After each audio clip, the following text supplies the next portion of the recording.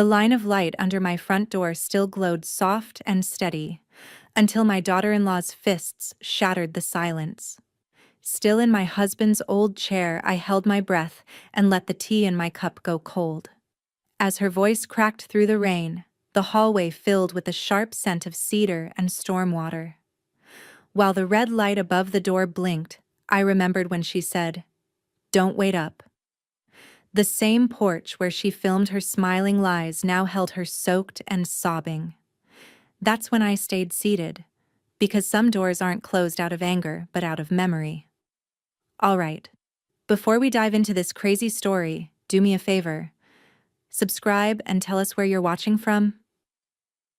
The pounding started soft, like a heartbeat in the wrong chest. Then harder, sharper. The kind of sound that vibrates through drywall and memory at the same time. Maggie sat perfectly still in the darkened living room, a wool throw wrapped around her shoulders, her tea gone cold hours ago. The clock above the mantel ticked past midnight, each second slicing the quiet thinner. Outside, Rachel's voice cracked through the fog. "Maggie, please, open the door." A porch light from across the street blinked on. Gwen's house. Of course she'd notice. That woman could hear guilt through drywall. A few seconds later, Maggie's phone buzzed on the end table. "Gwen, everything okay?" Maggie looked toward the door but didn't move. Her hands stayed folded in her lap, the knuckles pale under lamplight that wasn't even on. She typed back, slow and deliberate. "Maggie." She made her choice. Now I've made mine. She hit send, then leaned back in the chair that had once been her husband's favorite reading spot. The smell of cedar oil still clung faintly to the cushion, like a memory refusing to fade. Rachel banged again, harder this time. "Maggie, I'm sorry, okay? Just let me in." The desperation in her voice might have once moved Maggie. It used to, before the recordings, before the way Rachel had smiled at brunch while telling the neighbor that Maggie was just waiting to die with that violin. Earlier that day, Rachel had tossed her keys on the counter, hair perfectly staged for another video shoot, and said it with that hollow sweetness she used for sponsors. "Don't wait up, Maggie. I'll be home late." And Maggie hadn't waited. Not tonight. Not ever again. She rose slowly, the way a person does when silence itself feels like ceremony, and crossed to the hallway table. The small digital recorder sat where she'd left it, red light blinking like a heartbeat that never lied. She pressed play. Rachel's voice spilled out, tinny but clear. "She'll be out of here soon. I've got plans. Just waiting for Eli to grow a spine." The words hit harder tonight than the first time she'd heard them. Maybe because Rachel was now on the other side of the door, pounding to be let in, suddenly fragile in the same house she'd tried to claim as hers. Maggie turned off the recorder and set it down gently. In the window's reflection, her own face looked calm. Too calm, maybe. Years of teaching had taught her the power of silence. Sometimes the quietest person in the room held the most control. A shadow crossed the porch. Rachel's silhouette bent, shoulders shaking. "Please. I can't. Maggie. I don't have anywhere else tonight." The ache in Maggie's chest tightened, but she held her ground. Forgiveness had been weaponized in this family long enough. She took one step toward the front door, only to stop when the security camera's tiny red light flickered above the frame. Tom had installed it last week. It hummed faintly, a witness to everything. From the other side of the glass, Rachel's sobs turned into muffled curses. "You'll regret this," she whispered. "You think Eli's gonna pick you?" Maggie pressed her palm to the cool wall beside the door but didn't answer. Her silence was its own kind of language now, final, deliberate, documented. In the distance, a siren moaned down the main road, the sound fading into the night air like an old hymn.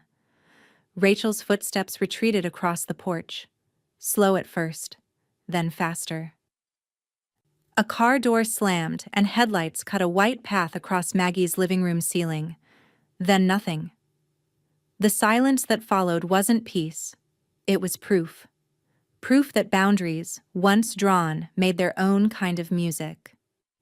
Maggie turned off her phone, drew the curtains closed, and sat back down in the chair.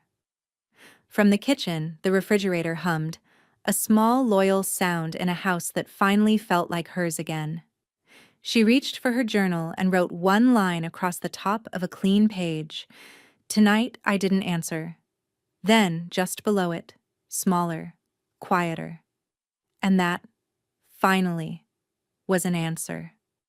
Outside, fog rolled back over the cul-de-sac, swallowing the last of the tire tracks. And on the front porch, beneath the camera's unblinking red light, a single key, Rachel's spare, lay glinting against the mat, untouched. By morning, the house smelled like rain-soaked pine and lemon oil. Maggie moved through it quietly, like someone visiting a museum of her own life. Every frame, every book, every ceramic bowl her husband had thrown on the wheel. Each object hummed with loyalty. She brewed her coffee strong, the way she used to before early classes, and carried the mug to the porch. The fog hadn't lifted from the cul-de-sac yet. Across the street, Gwen stood in her robe, pretending to check the mailbox but really just watching. Maggie raised the mug in a small salute. Gwen mouthed, "You okay?" Maggie nodded once. Nothing more to say. Yet. It was around 9 when she first heard it. Rachel's laugh, sharp, performative, echoing from next door like a radio show she hadn't subscribed to. Maggie paused mid-step, dish towel still in hand, and looked toward the side fence that divided her property from the Lawtons. Rachel's voice carried easily. "She just sits there, you know, in that dusty chair, waiting to die with that violin on her lap." A beat of silence, then another voice, neighborly, uncertain. "Rachel, that's a little harsh, isn't it?" Rachel laughed again, a sound like glass on tile. "Oh, please, she records everything, like some paranoid cop. It's pathetic. Eli says he's this close to moving us out. Once we clear her out of that place, I can finally breathe." Maggie's hands stopped shaking. The towel slipped to the floor. She didn't gasp, didn't step forward. She just turned, slowly, and walked inside. On her kitchen counter sat the same small recorder from last night, silver and unassuming. She pressed record and set it down by the window, where the open screen let in every syllable. Her pulse steadied as Rachel's voice floated in clearer now. "And get this, she thinks the house is hers forever. But Eli told me, technically, it's still shared." Maggie reached for her coffee again. It was cold, but she drank it anyway. The bitterness anchored her. A soft tap came from the back door. Gwen, in sneakers now, leaned against the frame. "You going to let her say that?" Maggie didn't answer right away. She glanced at the recorder, its red light blinking faithfully. Then, turning to Gwen, she said in that even, low voice she used to discipline chatty students, "Not to me, to a judge." Gwen let out a slow whistle. "You've got proof?" Maggie smiled, a thin, humorless curve. "I've got years." She moved past Gwen into the hallway and opened a drawer in the sideboard. Inside were stacked spiral notebooks, each labeled neatly with a month and year. She slid one out, March 2019, and flipped through its pages. Phone logs, transcribed voicemails, notes written in her neat teacher's hand. "Good Lord," Gwen murmured. "You've been documenting her this long?" "I learned from my husband's estate battles," Maggie said. "Memory fades. Paper doesn't." At the bottom of the drawer lay an old smartphone, screen cracked but still functional. She plugged it into the wall and tapped through the saved messages. A robotic voice announced, "You have 57 saved voicemails." Rachel's tone filled the air. Sweet, manipulative, performative. "Hey Maggie, just checking if you mailed that check yet. Becca's class needs a donation. Well, Technically, I need to front it first, but you get it. Another. Maggie. Can you move your car next time? My followers are coming for a shoot, and your bumper reflection kind of kills the aesthetic. Then another, colder. You really should think about assisted living, you know, for safety. The sound of Rachel's laughter in those recordings bled into the present, mixing with the one still drifting from next door. Maggie stood still, head tilted, eyes closed, not in sadness, but in confirmation. Every lie had a timestamp, every insult had a date. She disconnected the charger, slid the phone and recorder into a canvas tote, and looked back at Gwen. If she ever tries to say I'm losing my memory again, she said quietly, these will remind her who's keeping score. Gwen's gaze softened, then hardened again. You're playing a long game. I'm just finishing one, Maggie replied. From across the fence, Rachel's voice rose once more, louder this time, aimed toward someone unseen. She's not even grateful, after everything Eli and I do. Maggie turned toward the sound. The camera above her back door caught her reflection. Stoic, framed in morning light. Let her talk, she murmured. I've been listening longer than she's been lying. She picked up the tote and walked toward her study, the floorboards creaking like applause under her steps. On her desk, beside an unopened envelope from the county recorder's office, sat a clean binder labeled Voice, Video, Violation. She opened it and began to slide the fresh evidence inside, plastic sleeves whispering as they closed. Outside, the wind shifted, and Rachel's laughter finally faded. Maggie paused, pen hovering above the margin of her notes. She wrote in steady print, "Today, she gave me the last piece I needed." Then she underlined it twice. The courthouse in downtown Asheville smelled faintly of copier toner and old wood polish. It was the kind of place that whispered its own authority. A building built to outlast feelings. Maggie stood in line at the clerk's office, manila folder pressed against her chest like armor. She'd spent the night organizing everything: timestamps, transcripts, screenshots, printed posts, and a notarized statement about shared property ownership. By dawn, she knew every document by heart, the way she used to know concert scores, every rest, every crescendo. The clerk behind the glass was young, polite in that half-distracted government way. Reason for filing? Maggie slid the forms forward. Property title revision, removal of unauthorized cosigner. The woman scanned the pages, her brow creasing. You're removing a relative? An in-law, Maggie said evenly. By marriage.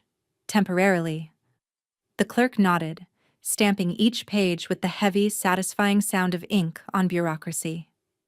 You'll get a notice within 10 business days. Maggie thanked her, collected the receipt, and turned to leave. Her heels clicked down the marble hallway, steady, controlled, teacher-precise. Outside, the mountain air cut clean through her nerves. She stood on the courthouse steps for a moment, sunlight washing over the folder in her hands. For the first time in months, she didn't feel small. She felt procedural. By afternoon, the handyman's truck rumbled up her driveway. Tom Reyes stepped out, tool belt jangling, his face splitting into a surprised grin. Well, if it isn't Miss Geller, you haven't changed a bit. Liar, she said, smiling faintly. You were in 9th grade when you said that the first time. He laughed, then grew serious as she led him around the property line. You said you wanted upgrades, locks, cameras? Everything with memory, Maggie replied. The kind that keeps receipts. Tom raised an eyebrow but didn't press. He set to work on the front porch, swapping out the lock cores while Maggie watched from the living room window. Each twist of his screwdriver felt like punctuation, proof she was rewriting her own story one deadbolt at a time. Gwen came over mid-afternoon, a stack of printed pages in her hands. Look what my niece found, she said, waving them like a flag. Your daughter-in-law's been posting again. Maggie took the papers. Each page showed a screenshot of Rachel's Instagram feed, smiling selfies, yoga mats, scented candles, and one caption that caught her breath. Finally clearing space, physically, emotionally, spiritually. Subtle, Maggie muttered. She tagged the house, Gwen said. Your porch light's in the corner of the photo. Maggie's lips pressed thin. Then she's already documented her intent. She added the printouts to her growing binder. Voice, video, violation. The letters now embossed in gold on a label Gwen had ordered for effect. Inside, the evidence grew heavier, as if the binder itself had begun to absorb the weight of what was owed. Tom stepped inside, wiping his hands. All set. New cameras are live. Motion triggered. You'll get alerts on your phone. Want me to test one? Maggie nodded. A few seconds later, her phone buzzed with a ping and a photo.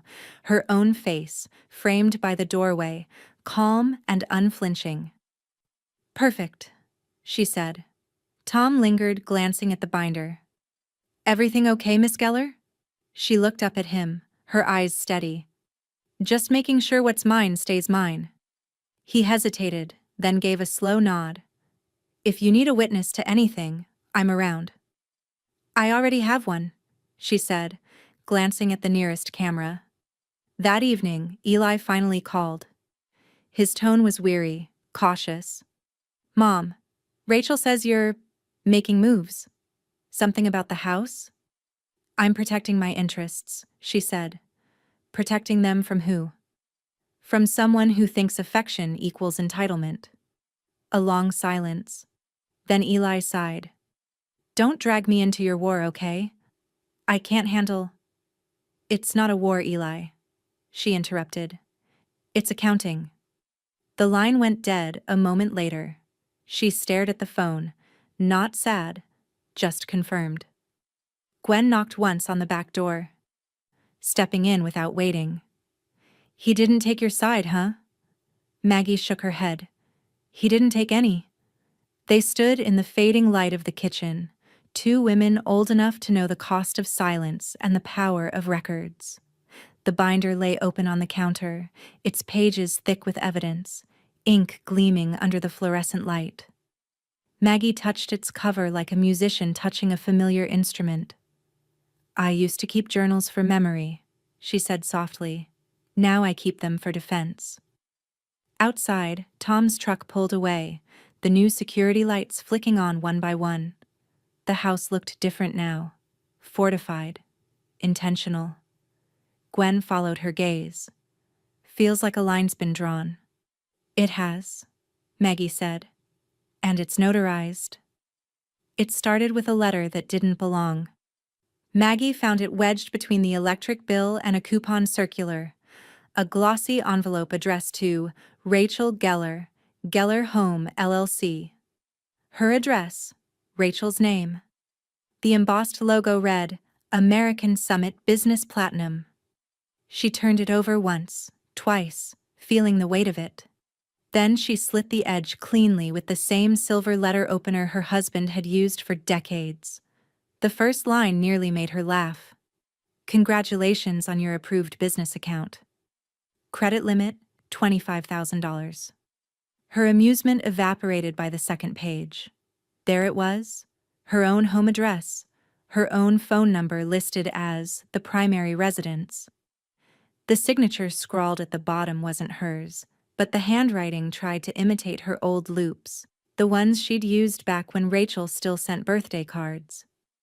Maggie sat down at the table, her pulse quickening, not from anger, but from precision. It was the feeling of a violinist right before a difficult movement. Focus sharpened, not shaken. She opened her laptop, typed American Summit Fraud Reporting, and began the process. Screenshots of her deed, her ID, the power bill, even last month's camera install receipt, all uploaded, labeled, and time-stamped. When the prompt asked for brief explanation, she wrote, unauthorized financial use of personal address and identity for private profit. Related party, Rachel Geller, daughter-in-law. Then she hit submit. The hum of the refrigerator filled the silence again, a domestic metronome marking the moment she crossed from hurt to litigation. By noon, she was at Becca's school for pickup. The front office smelled like dry markers and cinnamon hand sanitizer. Mrs. Hale, the receptionist, smiled over the counter. "Afternoon, Mrs. Geller." Maggie handed her a sealed envelope. "This needs to go in Becca's administrative file. It's just documentation for household verification." Mrs. Hale blinked. "Of course." Maggie smiled politely, her expression teacher-perfect. "You'll find it enlightening." Back home, Gwen was already waiting on the porch, iced tea sweating in her hand. "You look like someone who just fed a wolf and locked the gate." "Rachel opened a business credit card in my name," Maggie said flatly. "Oh, hell," Gwen hissed. "You reported it?" "Filed this morning." Gwen's grin widened. "And you told Eli?" The phone in Maggie's pocket buzzed at that exact moment. She didn't even need to check the screen. "Timing," she murmured, then answered. "Hello, Eli." "Mom, what did you do?" His voice was tight, the kind of tone that came from half loyalty, half fear. "I cleaned up your wife's mess. She says you filed some report. About a card? You could ruin her business." "She already did that when she committed fraud," Maggie said evenly. "I just added a reference number." "Mom, that's too far." Maggie glanced at Gwen, who mouthed, "Say it." "Then talk to your wife," Maggie said, her voice measured. "I'm done cleaning your home and your conscience." He started to respond, but she ended the call. That evening, the sky turned the color of bruised lavender. Maggie stood at the sink rinsing her teacup when Becca's small reflection appeared in the window. "Grandma?" Maggie dried her hands, crouched down. "Hey, sweetheart. Homework done?" Becca nodded, eyes wide and cautious. "Mom said you're mad at her." Maggie took a slow breath. "I'm not mad." "Then why's she crying on her videos?" Maggie smiled gently, brushing a stray hair from Becca's forehead. "Because some people mistake consequences for cruelty." Becca frowned, thinking it over. "So, are you and Mom fighting?" Maggie looked toward the window where the first motion light flicked on, catching the edges of the porch camera. "I don't fight, honey," I respond. Becca wrapped her arms around her, a quick, fierce hug that smelled like crayons and shampoo. "I like it here," she whispered. "It's quiet." Maggie held her for a moment longer than necessary. "Me too." When Becca went upstairs, Maggie opened her binder again. The latest fraud confirmation email sat printed on top. Beneath it, the screenshots of Rachel's business page, each photo tagged with Maggie's home address in the footer. She added a fresh divider tab labeled Financial Misconduct, slipped the papers inside, and closed the rings with a metallic snap that echoed through the kitchen. Outside, a car door slammed.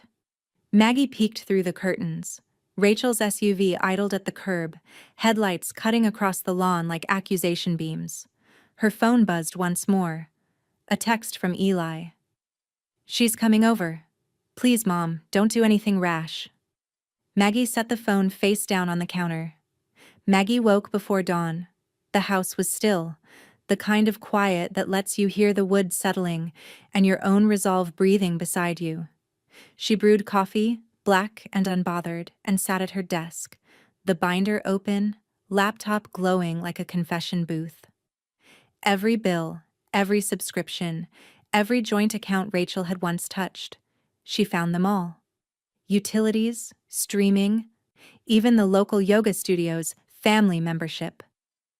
Maggie's fingers moved fast, deliberate, not pausing long enough for hesitation to take root. One by one, she clicked Remove Authorized User until her home's digital skeleton was scrubbed clean. By the time the sky lightened, Maggie had erased Rachel's shadow from the household grid. No email alerts would reach her, no shared passwords, no access to what wasn't hers. Outside, a soft knock tapped on the kitchen window. Gwen stood there in a quilted jacket, clutching her phone like evidence. "You're going to want to see this," she said the moment Maggie opened the door. They sat together at the table while Gwen scrolled through her screen. "Found it in a local community group. Rachel posted this last night." The glow from the phone lit Maggie's face as she read. Sad to watch an elder decline so fast, trying to keep her safe, but she refuses help. Pray for us." Below the caption, an older photo of Maggie watering her garden, eyes half closed in the sun. "Mentally slipping," Gwen said, quoting the comments. "She's painting you as unstable." Maggie didn't flinch. She took the phone, zoomed in on the post, and studied her own expression in the photo. "She took this last summer," she said quietly. "I remember that day. I just told her to stop leaving her yoga mats in the driveway." Gwen crossed her arms. "Defamation's a sharp game to play when you're holding receipts." "I don't sue gossip," Maggie said. "I correct it." 2 days later, she drove herself to the county clinic. The waiting room smelled like antiseptic and old magazines. A nurse led her through the standard battery: reflexes, recall, clock drawing, balance. Maggie performed each task with the same calm precision she'd used to tune an orchestra. When the doctor reviewed her results, he chuckled. "If everyone your age tested like this, I'd be out of work." "Perfect cognition, Mrs. Geller." She accepted the paperwork with a polite nod. "May I have that in writing?" That evening, the printer hummed through reams of fresh documentation. Maggie placed the doctor's signed letter on top, scanning it for errors. Then she opened Facebook. Her fingers hovered briefly above the keyboard. Then she typed, "Update. Appreciate everyone's concern. I'm officially cleared. No cognitive decline, no confusion, just boundaries. Thank you to the local clinic for confirming what I already knew." Underneath, she attached a photo of the doctor's letter and tagged the Blue Ridge Wellness Collective, Rachel's yoga and lifestyle page. Within an hour, the post had 50 likes. By midnight, it had over 200. Comments flooded in. Neighbors, former students, even Becca's school staff. "So proud of you, Mrs. Geller. Always knew you had your head on straight. Shame on anyone trying to say otherwise." The next morning, Gwen called, practically breathless. "You did it. Her sponsors pulled out of that retreat she was bragging about." Maggie stirred her coffee, unbothered. "Integrity tends to be bad for business." "You're ruthless," Gwen said, half laughing. "Ruthless is the word people use when a woman stops apologizing." Later that week, Eli dropped Becca off with no warning. "Rachel's got some things to sort out," he said vaguely. Maggie opened the door wider. "Becca can stay as long as she needs." Eli hesitated. "You've been busy." "Productive," she corrected. Becca came running in, backpack bouncing. "Grandma, can I sleep in the sewing room again? It smells like cinnamon." Maggie smiled, soft but sure. "Of course, sweetheart, it's yours tonight." After dinner, as Becca settled with her homework, Maggie sat at the piano. Her fingers brushed the keys, coaxing out a quiet melody her husband used to play. Gwen listened from the porch, a silent witness.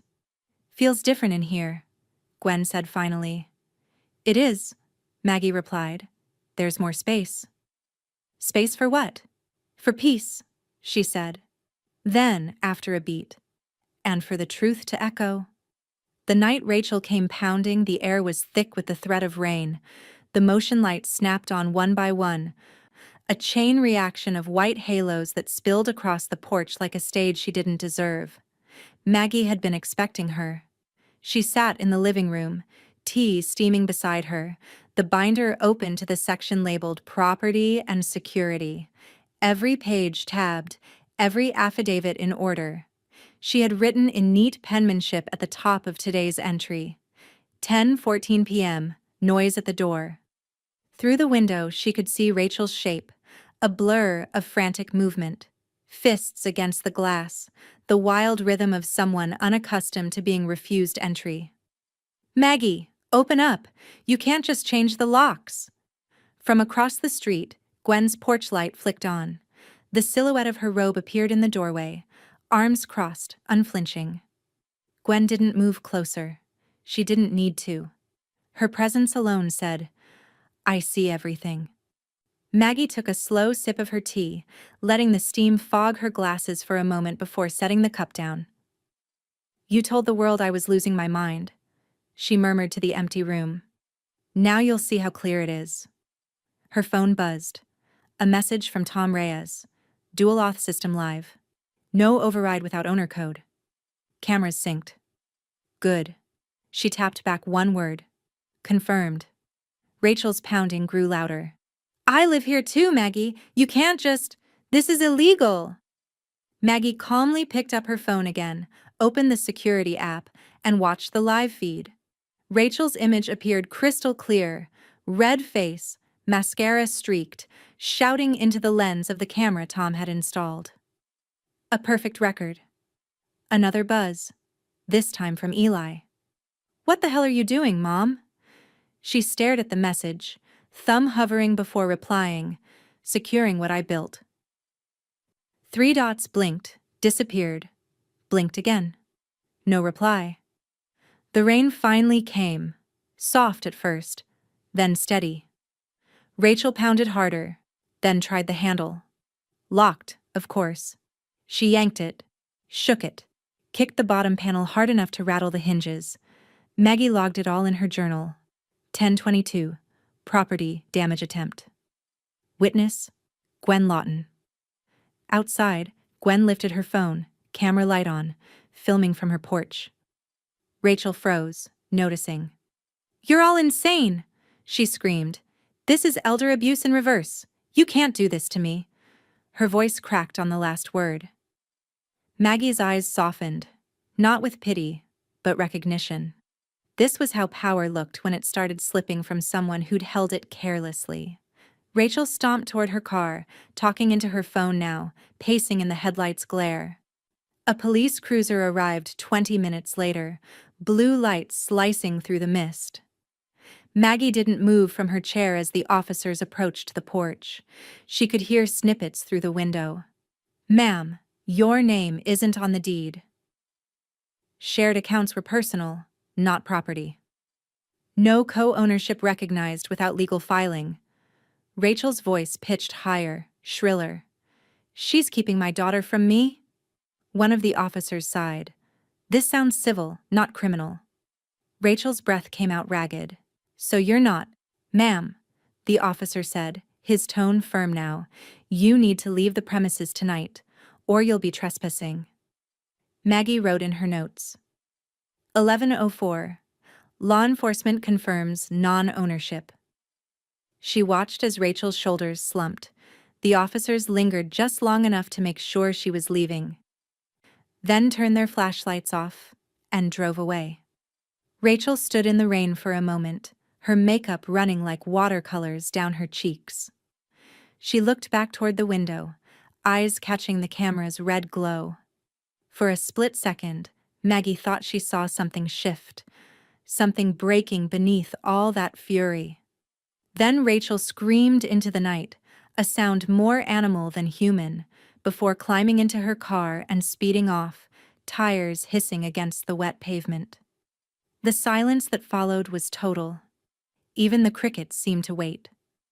Gwen called across the street, voice steady. "You all right in there?"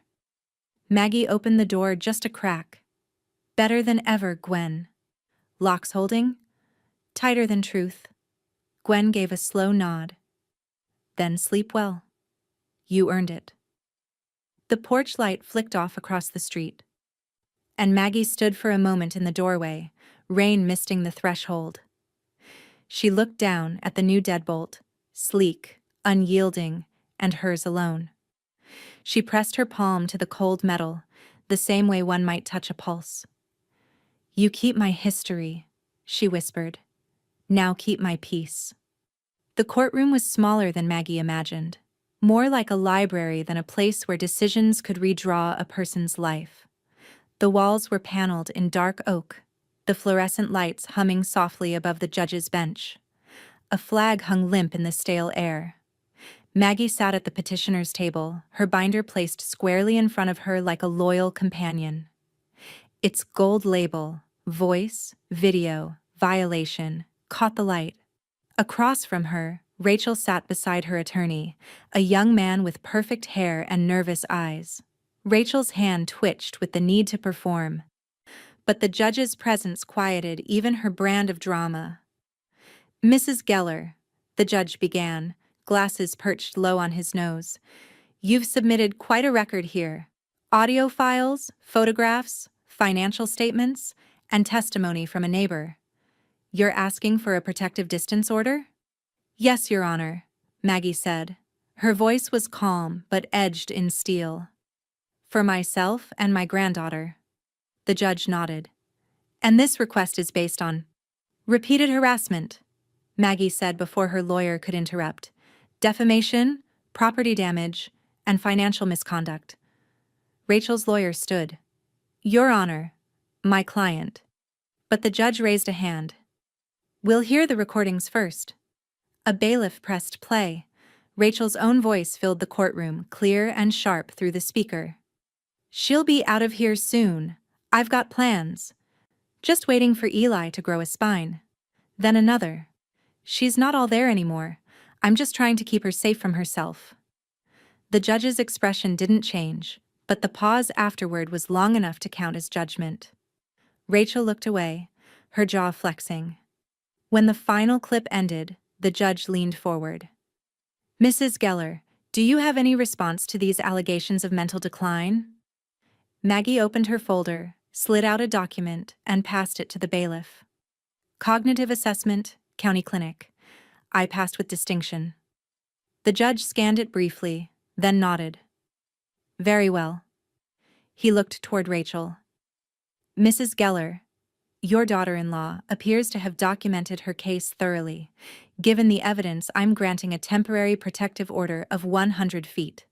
Violations will result in immediate enforcement." Rachel's attorney whispered something urgent, but she was already shaking her head. "You don't understand," she blurted out. "She's turning everyone against me. This is elder abuse. Against me." The judge's gavel came down, sharp as thunder. "Enough." The sound hung in the air, final and heavy. Outside, Gwen was waiting on the courthouse steps with a paper bag of pastries and the kind of grin only a small-town woman armed with truth can wear. "She's out. For now," Gwen said, handing Maggie a muffin like it was a trophy. Maggie took it, but didn't eat. "Temporary orders are just warnings with a signature," she said. "Then we make the warning permanent," Gwen replied.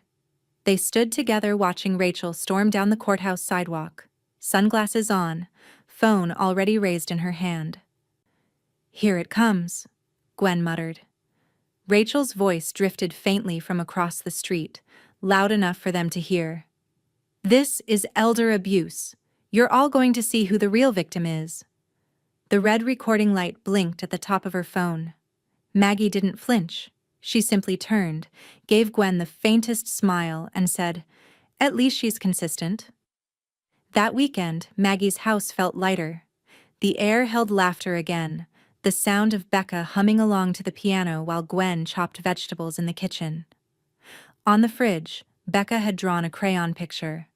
"Grandma plus me, home." "You're glowing," Gwen said, setting down a bowl of salad. "Paperwork agrees with me," Maggie said. "It listens better than people do." "You're something else, Mags." "I just prefer documented peace to chaotic love." On Monday, Maggie returned to the community arts center where she'd once taught. The smell of rosine and varnish filled the air. When she picked up a violin for the first time in months, her hand didn't shake. "Good to see you back," said Lila, the new director. "You sure you want to jump in?" Maggie smiled. "I didn't leave." I paused. As she drew the bow across the strings, the first clear note filled the room. Steady, unwavering. Students stopped to listen. The vibration echoed through the rafters like a house remembering music. That night, while Maggie set the violin back in its case, Gwen's text arrived. Her video went viral. People aren't buying it. Comments turned on her fast.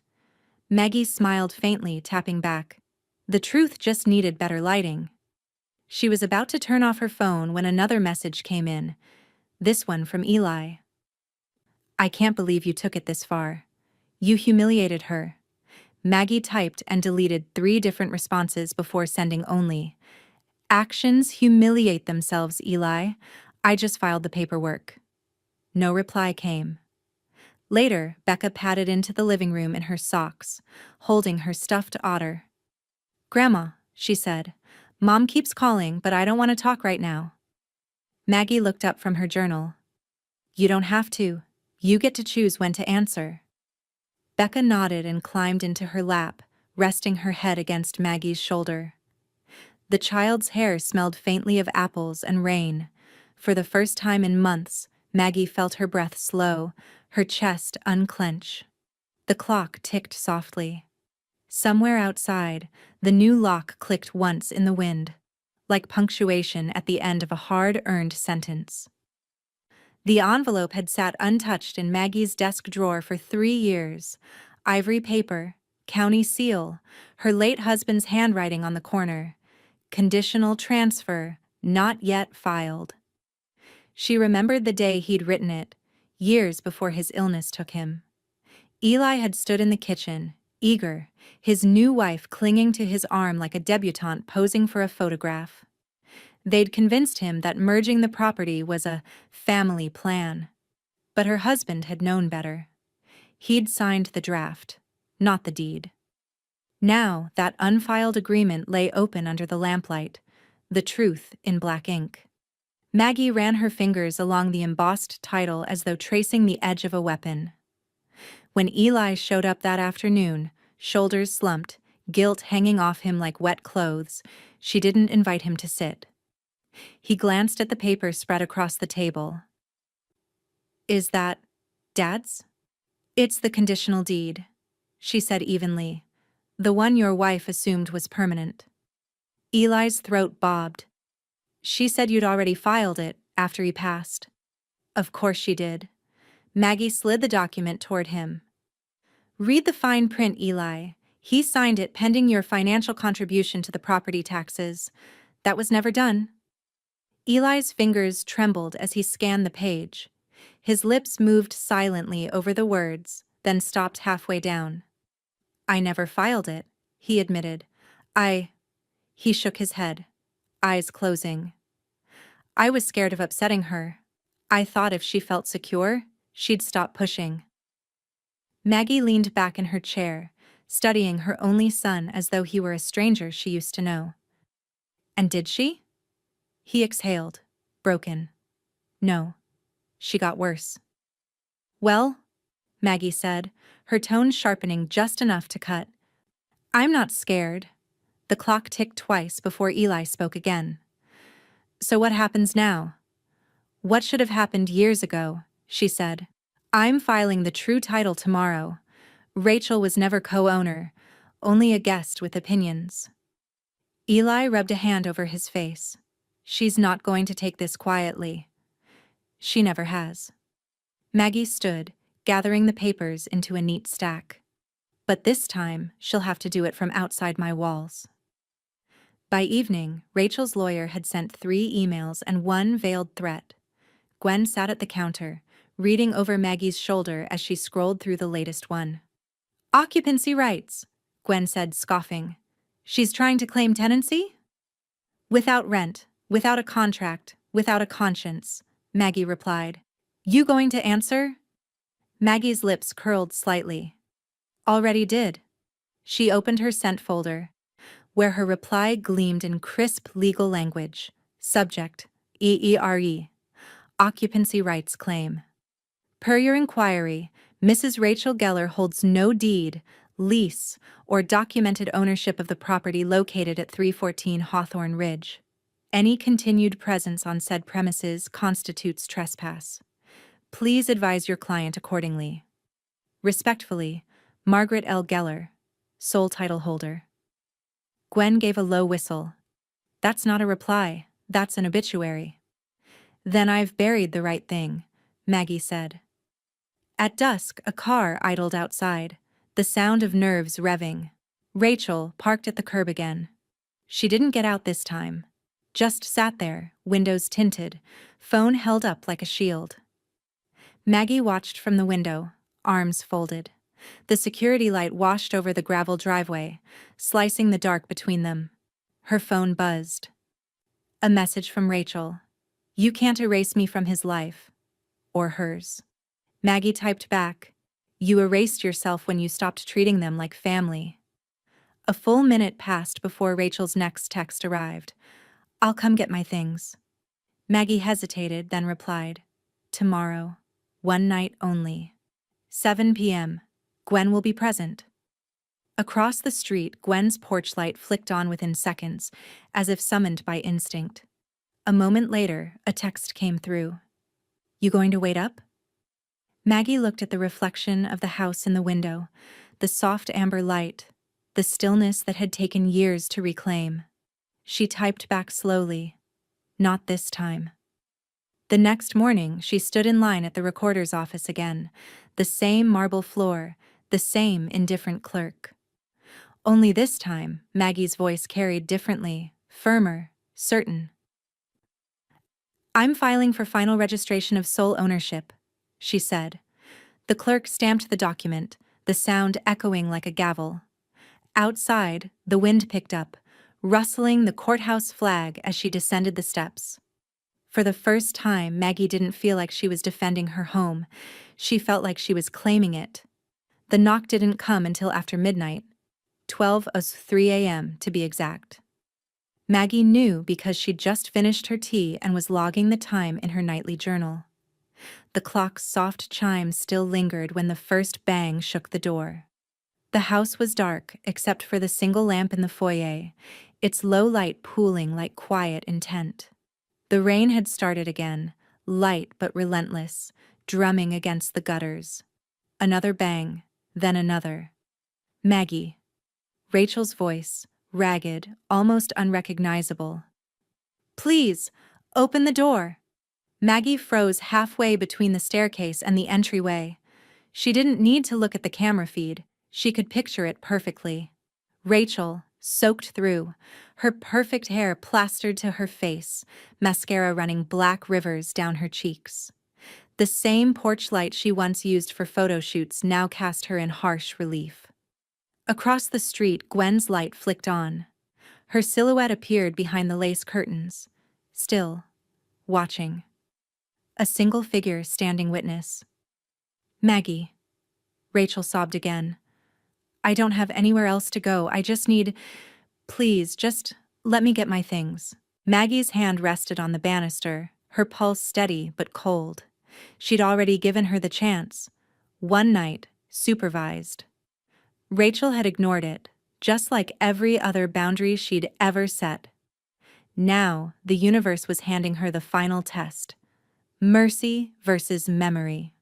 She walked down the hall, slow and deliberate, each step creaking through the silence. From the table, the journal waited open beside her pen. On the top line, her last note from earlier read, Filed deed, final ownership confirmed. Outside, Rachel kept pounding. I'm sorry. I shouldn't have said what I said. Her voice broke. You win, okay? You win.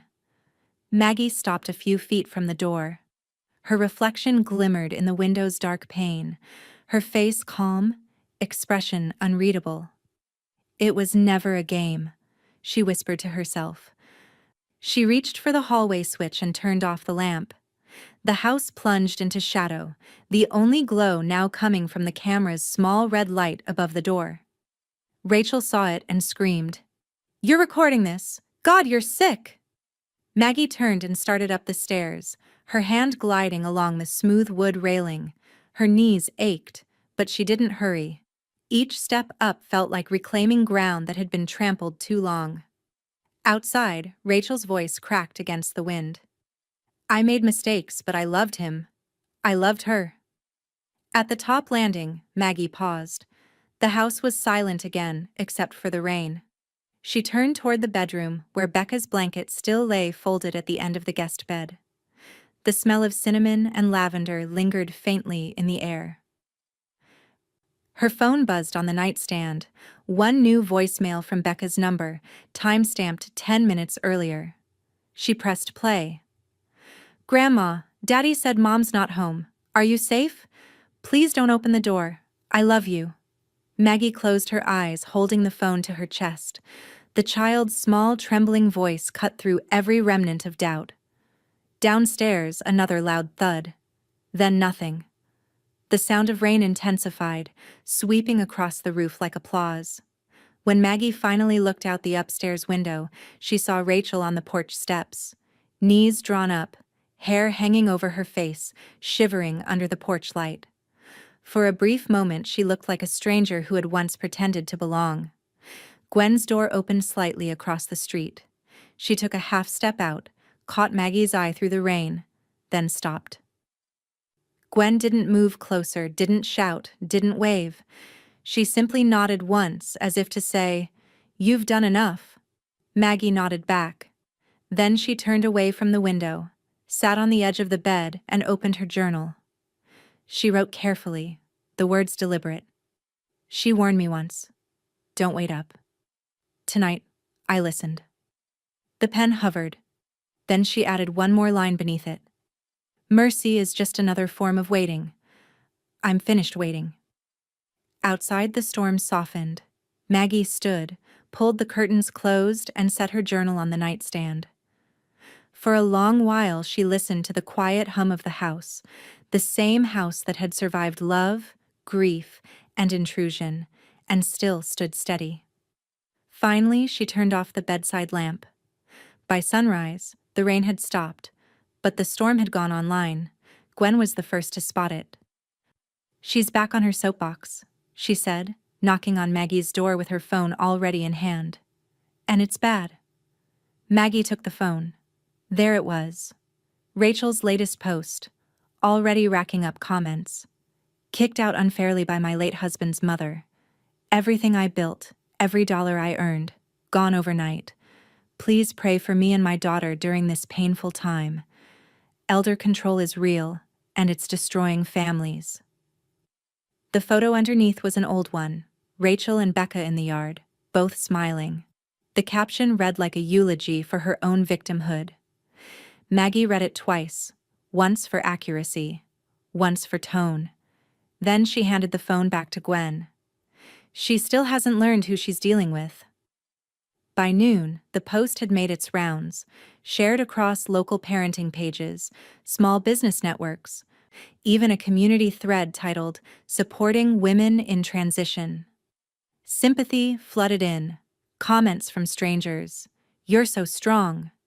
We see you. No one deserves that." But then came the messages from people who did know.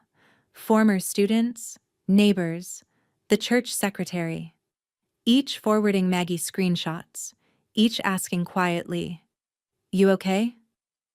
Maggie didn't respond right away. She brewed herself a cup of chamomile tea, walked to the living room, and opened her laptop. Her home's camera feed still archived every second from that night, time-stamped, legally clean. She selected the footage from 12:03 a.m. to 12:47 a.m. and clipped only the essentials. Rachel pounding on the door, screaming that she lived here too, the arrival of the police, and the officer explaining calmly that she had no ownership rights. No yelling from Maggie. No manipulation, just the quiet presence of truth, framed in black and white light. Then Maggie uploaded it, not to Facebook, not to Rachel's comment thread, but to her own account.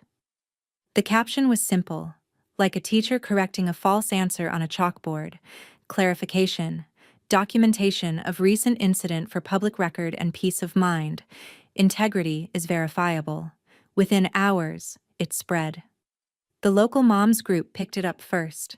Someone commented, "We don't do liars." By dinner time, Rachel's original post was flooded with angry emojis and demands for answers. Sponsors quietly removed tags. Comments turned sarcastic, then disappeared altogether. And by the end of the night, Rachel's profile went private. The next morning, the ripple hit closer to home. Becca's school sent an email.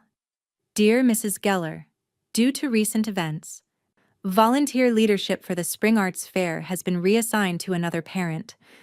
We appreciate your continued support for Becca's education and stability during this transition. Maggie printed the email and slid it into her binder under a new tab labeled Community Response. Another entry? Gwen asked from the doorway. Another receipt, Maggie said. You know, Gwen said, for someone who didn't plan revenge, you've got remarkable form. Maggie looked up, her eyes soft but unflinching. This isn't revenge, Gwen, it's reputation management. That afternoon, Maggie sat at her kitchen table with a small group of neighbors, women in their 50s and 60s who'd once been dismissed as too careful. They passed around copies of a new brochure from the local civic office: tenant rights, property protection, and elder fraud prevention. Tom helped set up the group page, Gwen said proudly. We're calling it Hawthorne Watch and Learn. Maggie smiled faintly. Catchy. Almost friendly. They laughed, the kind of laughter that carried fatigue and relief in equal measure. For the first time, Maggie felt her vigilance turn into something larger, a network of watchful eyes and unshakable women who understood the value of evidence over emotion. At 7 p.m., while Gwen was washing the coffee mugs, Maggie's phone buzzed again. An email from a law firm she didn't recognize. Subject: Formal notice of defamation. Claim Rachel's attorney. Predictably. Maggie opened it, reading the first few lines aloud. Our client, Mrs. Rachel Geller, asserts that the recent publication of private home security footage constitutes public humiliation and reputational harm. Maggie smiled and clicked the next attachment. Her attorney's reply, already sent an hour earlier. Cease and desist. Response: Footage captured on private property is public record when related to a verified legal event. Further false claims may result in counteraction. Well, Gwen said, drying her hands, that was fast. I hired a firm this morning, Maggie said. Tom gave me a recommendation. You really don't waste daylight anymore. No reason to, Maggie replied. That night, as the house quieted, Maggie walked to the window. The neighborhood was still. Rachel's car hadn't been seen for days. The rain had finally washed the tire marks from the curb. She stood there for a long time, breathing in the calm, until her phone chimed again. A voicemail notification. Unknown number. She played it. A woman's voice. Measured, professional. Mrs. Geller, this is Detective Layton. We've received an anonymous report suggesting you've been the victim of digital harassment. Could you please call me back at your convenience? Maggie froze, her reflection caught in the glass. For the first time in weeks, she hadn't expected the next move to come from someone else's hand. It was just after sunset when the knock came. A polite, hesitant rhythm that didn't belong to Rachel. Maggie looked through the side window and saw her son standing on the porch, shoulders slumped under the weight of a duffel bag. She didn't rush to the door. She let him stand there for a full minute, long enough to test his resolve, before unlocking it. Hi, Mom. Eli's voice was small, tired. Come in, she said simply. He stepped across the threshold like a man entering a church he hadn't visited in years. The smell of lemon polish and rain met him, unchanged, unforgiving. He set the duffel down, his eyes scanning the familiar room. It's exactly the same. Consistency is underrated, Maggie said. He nodded, hands jammed into his jacket pockets. Rachel's not with me. I assume that from the silence, Maggie replied, pouring herself tea. Tea? No thanks. He stood there, awkward, watching her movements. She's staying with a friend in Arden, Temporarily. Maggie sat, not offering him a seat. So what brings you here? Guilt or logistics? He hesitated. I didn't know it got this bad. Her teacup paused midair. That's because you never looked. Eli flinched. That's not fair. Neither is pretending ignorance is innocence, she said evenly. You had eyes. You just used them on other things. He exhaled, running a hand through his hair. She told me you'd forgive her eventually. Said you'd never really hate her. Hate? Maggie shook her head. No. Hate takes energy. She's had enough of mine. He sat finally, elbows on his knees. She's unraveling, Mom. She's saying things online I can't defend anymore. Even Becca's teachers are asking questions. I thought I could fix this before it got this far. Fix? Maggie's laugh was dry as paper. Eli, you don't fix a house by painting over the cracks. You start by removing the rot. He stared at the floor, eyes wet but unshed. I didn't come to fight. Good, she said. Because I've stopped hosting battles. They sat in silence for a moment, the kind that used to feel like peace but now carried too many ghosts. From outside, the faint sound of Gwen's wind chimes floated through the open kitchen window. A moment later, Gwen herself appeared at the back door, tapping lightly before letting herself in. She took one look at Eli's duffel and raised an eyebrow. Well, look who finally realized his mother's house has a front door.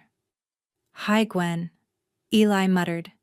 She gave Maggie a look that said what she didn't need to speak aloud. Then, turning back to Eli, she added, Don't let him confuse peace with apology. I won't, Maggie said softly. Eli stood abruptly. I didn't come for a lecture. Then maybe you shouldn't have brought your luggage, Gwen said, deadpan.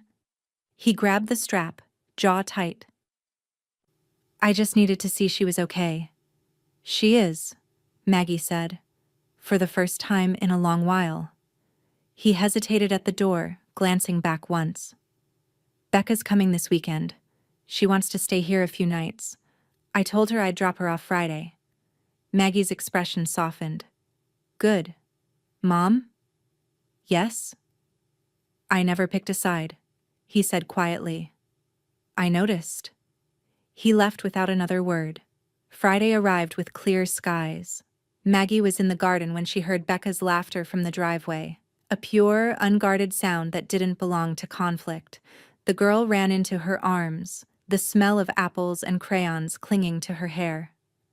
Daddy said I can stay till Monday, Becca said proudly. Did he now? Maggie smiled. Then Monday it is. As they carried her backpack inside, Gwen leaned over the fence. You gonna let her extend that visit when Monday comes? Maggie smiled faintly. Let's see if she asks first. Inside, Becca unpacked her bag, stuffed animals, a sketchbook, a new drawing. She held it up shyly. It was the same as before. 2 figures under a house, but this time a small line of text at the top read, My real home. Maggie's throat tightened. It's beautiful, honey. Can I put it on the fridge? Front and center. Becca grinned, pressing the magnet in place. Later that night, after Becca fell asleep, Maggie stood at the window again. Gwen waved from her porch, mouthing, You okay? Maggie nodded, then turned off the light. She walked to her desk, opened her journal, and wrote in neat cursive. He came with guilt and left with silence. I prefer silence. Just as she capped her pen, her phone buzzed on the table. A new message. Unknown number. She's not staying in Arden anymore. You should check your cameras. Maggie's breath stilled. The mediation room was painted a soft beige, the kind of color meant to calm people who didn't come there to be calm. The air smelled faintly of burnt coffee and floral sanitizer.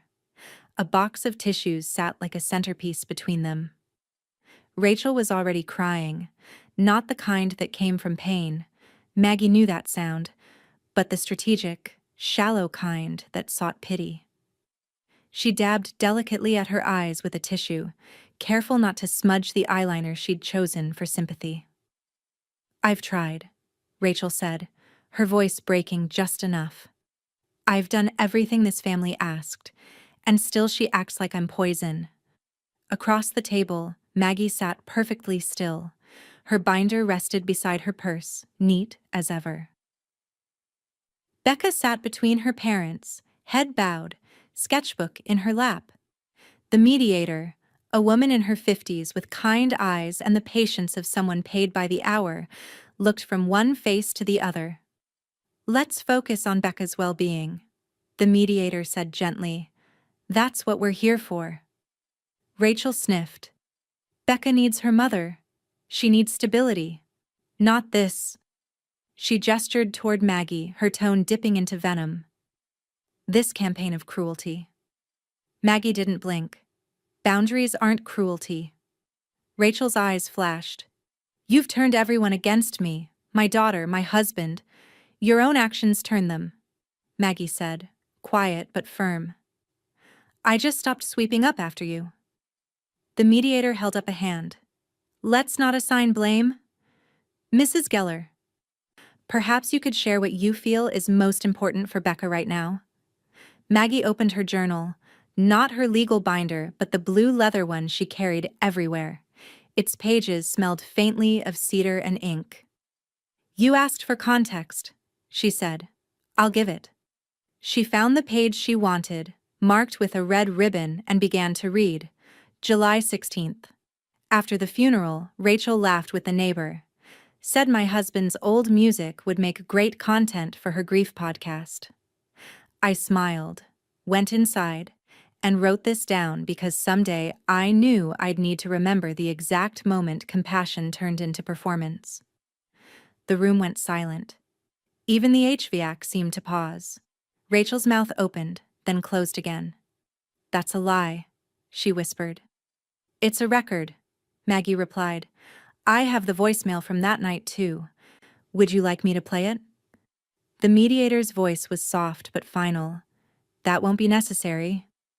Becca's fingers tightened around her pencil. She kept her head down, drawing in small, quick strokes, her lower lip trembling. "Sweetheart," Rachel said, leaning forward, "you know Mommy loves you, right? Tell Grandma you want to come home with me." Becca didn't look up. "I want peace," she said quietly. "Grandma's house is peaceful." Rachel froze, the air leaving her lungs in a visible tremor. The mediator glanced down at her notes, then looked to Eli. "Mr. Geller, given what's been presented, your wife's instability online, the child's expressed preference, and the standing court order, the recommendation is clear. Mrs. Margaret Geller will remain Becca's primary guardian during parental disputes." Rachel's face crumpled. "You can't, this isn't fair." Eli rubbed a hand over his mouth, the guilt written across him like ink he couldn't wash away. He took the pen the mediator slid across the table and signed without looking up. The sound of it, a single stroke of finality, filled the small room. Rachel pushed back her chair so hard it scraped the tile. She stood trembling. "You're killing my family, Maggie. You can't win forever." Maggie closed her journal. "Winning implies we were playing the same game. We weren't." Rachel's sob broke loose, real this time, raw, unpracticed. She stumbled toward the door, the mediator calling after her, but she didn't stop. The sound of her heels echoed down the hallway until the door at the end slammed shut. Silence reclaimed the room. Becca looked up finally, eyes rimmed pink.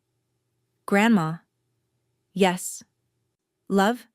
Can we go home now?" Maggie reached for her hand, her voice gentle but steady. "We already are."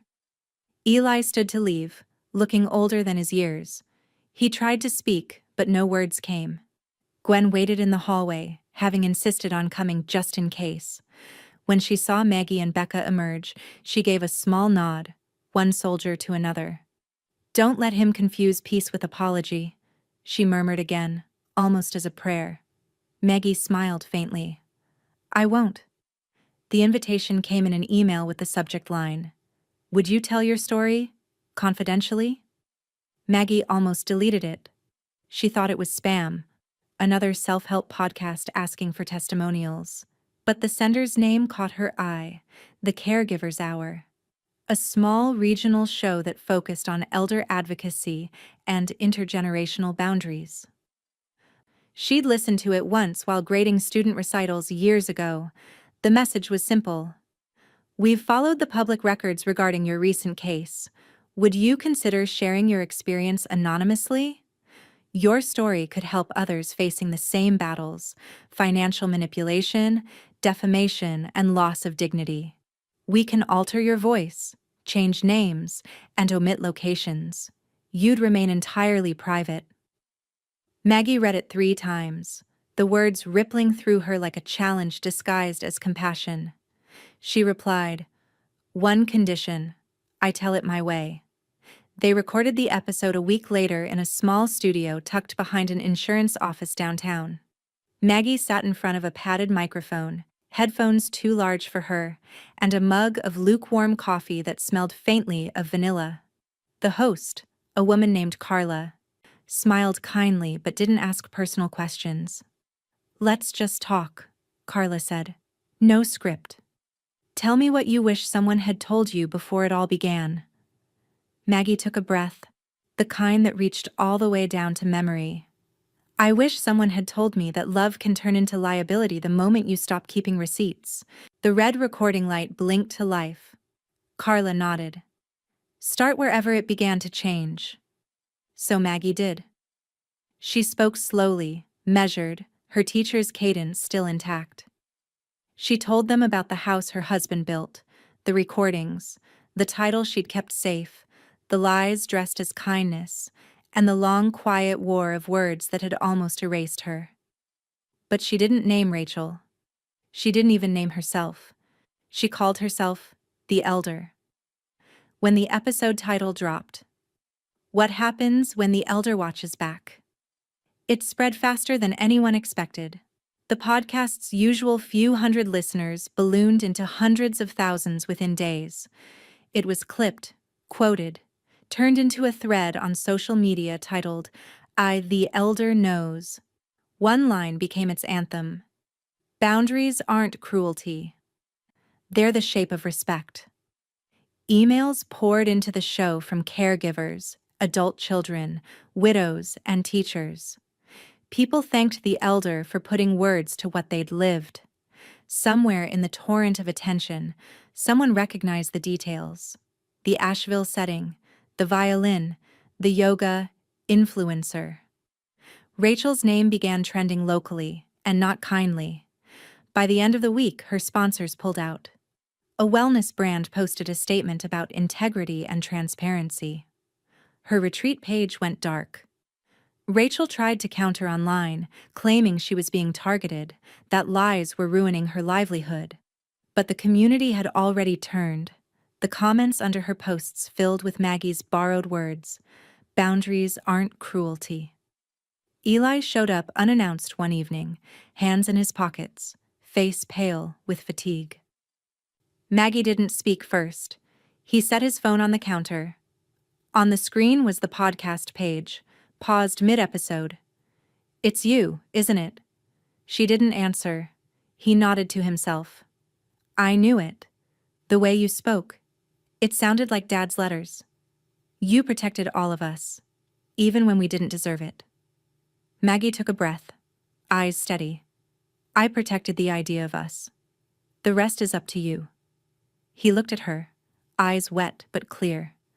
"She won't recover from this." "She'll have to," Maggie said.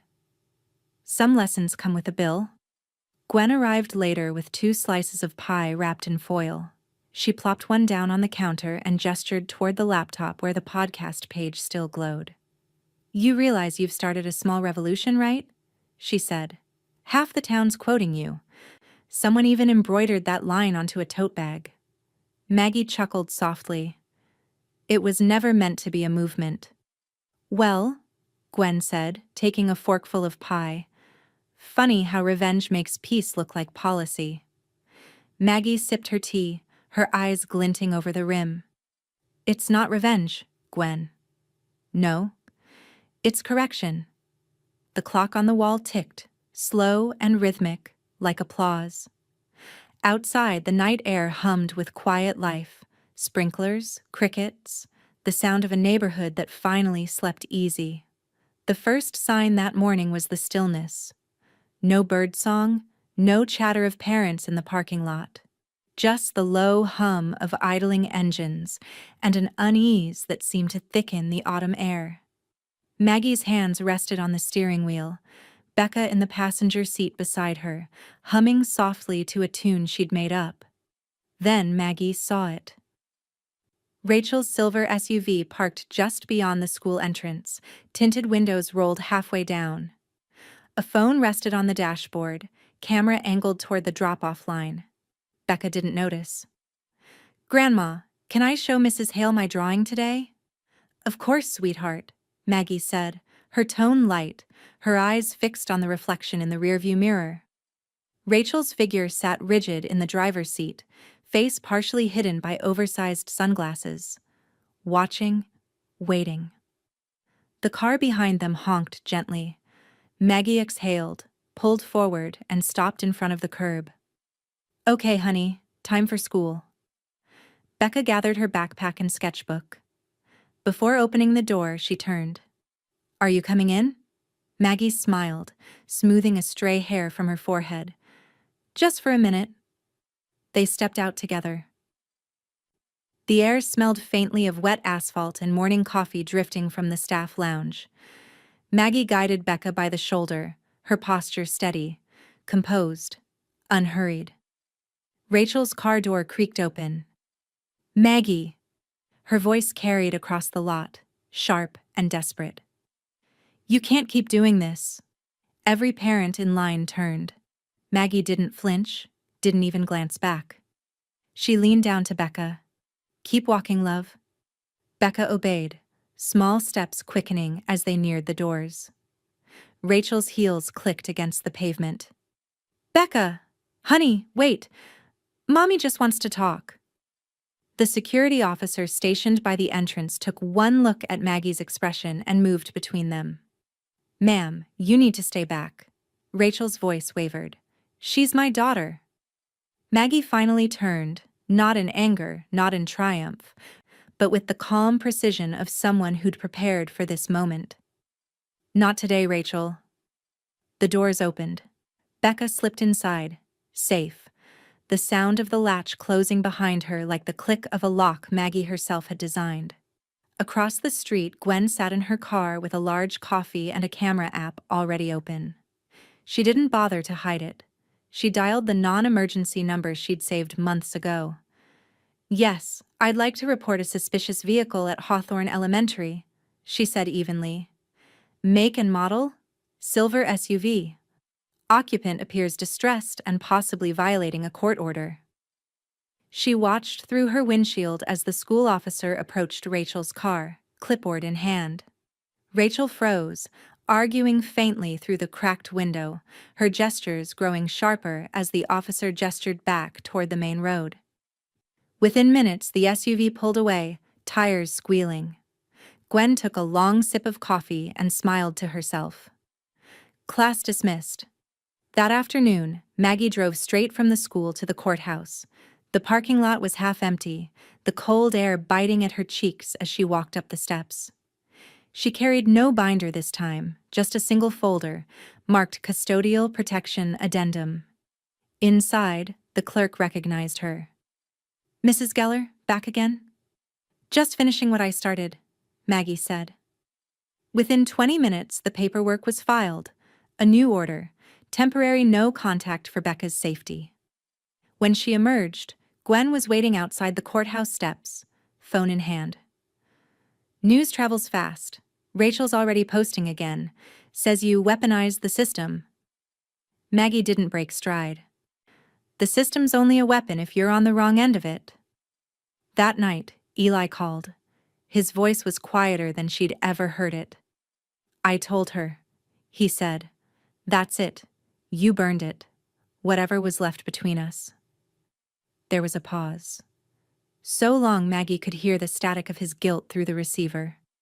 "She'll find someone else to blame," Maggie said softly. "That's her way of surviving." Eli's voice cracked. "And Becca?" "She's fine. She's learning peace early." He exhaled. "Thank you, Mom." Maggie didn't say you're welcome. She just listened as the line went silent. Later, she found Becca curled up in bed, sketchbook open beside her. The page showed a new drawing. Maggie at the piano, Becca beside her, a treble clef swirling between them like a ribbon of light. "Play it for me," Becca murmured sleepily. So Maggie did. She sat at the old upright, its ivory keys worn smooth from decades of hands, and began the lullaby her husband had written for her when Eli was born. The melody drifted through the quiet house, gentle, unwavering, like forgiveness without invitation. As she played, the security light outside flickered on. A shadow passed across the porch window, then vanished. Maggie didn't stop playing. Spring arrived late that year, but when it came gentle. Like the world was ready to exhale again. The air smelled of cut grass and renewal, the kind that only a mountain town like Asheville could offer after months of rain and rumor. Maggie stood on her porch that Saturday evening, the same porch that had once witnessed pounding fists and broken cries, now lined with folding chairs and soft yellow lights. Her old upright piano sat pushed against the open doorway, polished to a modest shine. "Everyone's here," Gwen called from the walkway, carrying a pie in a glass dish. The crust shimmered with sugar crystals arranged in the shape of musical notes. She held it up proudly. "Victory crust," she said. Maggie smiled. "That seems on the nose." Gwen set it on the table beside a pitcher of lemonade. "So is peace, dear. You earned both." Neighbors filled the yard. Faces she'd taught, waved to, or simply nodded at through years of quiet resilience. Even Tom Reyes stood by the gate, wiping his hands on his jeans, nodding respectfully toward the security cameras he'd installed himself. At 7 sharp, Maggie took her seat at the piano. Becca perched beside her on the bench, small fingers resting on middle C. "Ready?" Maggie whispered. Becca nodded, eyes shining. "Grandpa's song?" "Always." The melody rose into the twilight, weaving through the magnolia blossoms and the low murmur of neighbors sipping lemonade. It wasn't grand, just steady, honest. Each note seemed to echo the house's heartbeat. The rhythm of survival turned to music. When the final chord faded, Gwen clapped first, loud and proud. "That's the sound of boundaries turned to art," she declared. Laughter followed. For the first time, it didn't sound like noise to Maggie. It sounded like belonging. After the guests left, Eli stayed behind. He carried lumber from his truck, measuring along the porch railing. "What are you doing?" Maggie asked, wiping down the piano keys. "Building something useful," he said simply. "For flowers." Maggie tilted her head. "A planter box?" "Yeah." He smiled faintly. Becca picked out seeds. He didn't say much else, just worked. Hands steady, expression soft. When he was done, he brushed the sawdust from his shirt, stepped forward, and hugged her. It wasn't an apology. It was something quieter, something earned. Maggie let him. Then she handed him the pie Gwen had left behind. "For the road," she said. He laughed, the sound rusty but real. "She named it Victory Crust?" "She did." "She's not wrong," he said, and for the first time in months, his eyes looked clear. Inside, Becca was sitting on the kitchen floor, scissors and tape scattered around her. She'd been working on another drawing, markers uncapped, her tongue poking out in concentration. "What's this one?" Maggie asked, kneeling beside her. Becca grinned, holding it up. The picture showed a 2-story house surrounded by bright flowers. The same piano visible through the window. 2 figures stood in front, one tall, one small, both smiling. Across the top, in uneven letters, she'd written, "Me plus, Grandma's house." Maggie felt something catch in her throat. "May I?" Becca nodded. She took the magnet shaped like a treble clef and pressed the drawing to the center of the refrigerator, smoothing the corners. "Perfect," she said softly. Later, after Becca fell asleep, Maggie sat at her desk beneath the dim golden light of the reading lamp. She opened the leather-bound binder, no longer labeled voice, video, violation, but something new. The embossed gold letters read simply, "Legacy, secured." Inside, tucked between certificates and letters, was the deed. The true title, stamped and finalized. Beneath it, a photo of the house taken that afternoon, porch full of chairs, sunlight pouring through the maple trees, proof of peace made tangible. She reached for her journal, the same one that had carried every storm, and turned to a blank page. Her handwriting flowed in calm, deliberate loops. She said, "Don't wait up." So I didn't. She paused, listening to the faint hum of the night, the quiet drone of distant crickets, the soft rustle of wind against the shutters. For a long moment she thought of all the doors she'd closed, the ones she'd locked, and the ones she'd never needed to open again. Then she added one final line beneath it, the words almost a whisper on paper. Even when she knocked at midnight. The house sighed with contentment, old wood and memory settling into silence. Outside, the porch lights glowed warm against the dark, illuminating a small wooden sign Eli had placed in the new planter box before leaving. Burned into its surface, simple and unadorned, were 3 words: "Welcome home, Mom." And for the first time in years, Maggie believed it.